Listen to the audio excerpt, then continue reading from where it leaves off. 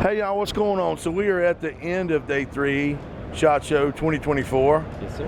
And we're at the buck knife booth, which you all know, you've heard me talk relentlessly about buck knives, and I've got this weird love affair with the 110, and so I've been talking to my friend Lee here at Buck Knives, and I was like, hey, would it be okay if we did a little video? I know it's not the new hotness, but it's still a staple in the Buck's inventory, yeah? Absolutely, and I'm happy to talk about Man, I would appreciate it. So while I have a lot of experience, you know more about it subject than I do. So if it's okay, I'm just going to kind of turn it over to you.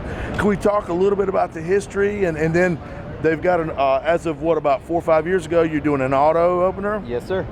So let's just talk a little bit about all that, man. I would be very appreciative. Sure, my pleasure. So, the 110 Folding Hunter first came out in the mid-60s. It was designed to be a folding knife that would open and lock and be as strong as a fixed blade. And that was the first knife to do that in the 60s. First knife to do that.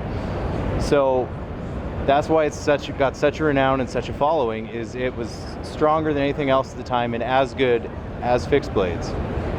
So, you know, classic design.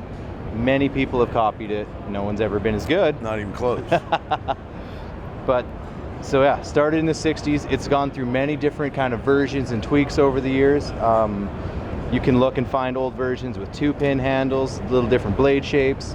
We've done lots of specialty models of these, but things that haven't changed are the clip point blade, the wood inlay, and the brass handles, and of course the classic lockback.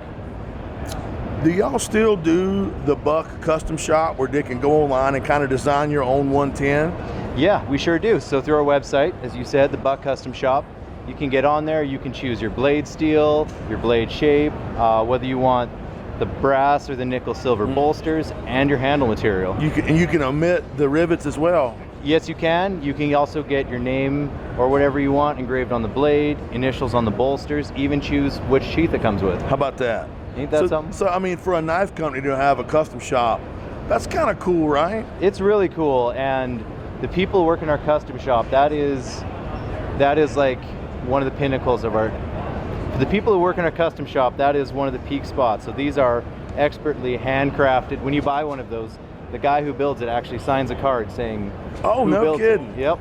Wow. So it was, as memory serves, 4 or 5 years ago, Buck did an auto 110. Yes, so it might be back a little further than that. Time's been kind of weird lately. I'm guessing. So yeah, we took our we took our classic 110 and added an auto mechanism. So you press that button, it snaps open. It still uses that lockback mechanism, so it's still as strong.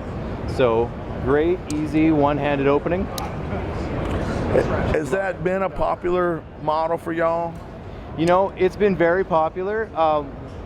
One place I've found a lot of people really like it is some people that bought their buck knife, you know, in the 60s or 70s. It can be really hard to open this as you get older. Yes. Hands get a little less nimble, so now you can still have your favorite classic knife, but just boom. Now, can you do the auto opener through the custom shop as well?